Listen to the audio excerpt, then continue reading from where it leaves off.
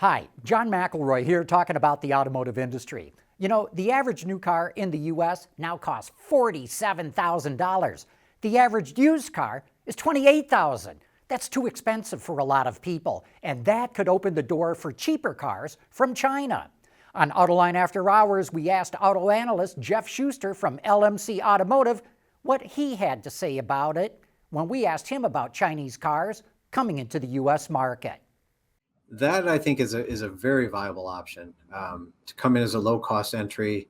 There's a lot of capacity, a lot of volume that could be pushed here if they want to go that route. I think that's certainly is a possibility as as the industry has moved up and you've got this white space now really that didn't exist before, at least certainly at the level that it does now. So yeah, I think that's a possibility, certainly something to keep an eye on.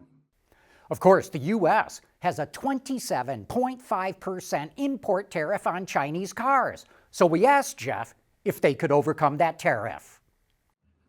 That's a big number added on to the cost of a vehicle, obviously. But I think it's possible they still, with these elevated prices that we're seeing, if we stay at that level, I think that is a possibility. Will they have substantial share at that point? That's a difficult one to say. I don't know that that's necessarily the case. I don't also think that most consumers, want just a low-cost vehicle, but there is a large proportion of consumers that can't afford the prices that are out there right now. So I think there is an opportunity potentially if someone can do it with scale and do it and still generate margin. You can buy a decent entry-level car in China for about $14,000. So even with the import tariff, they could sell a car in the U.S. and it would still be under 18 grand. That's 10 grand cheaper than the average used car in the U.S. Look, the Chinese market is starting to get saturated, and there is tons of excess capacity in China.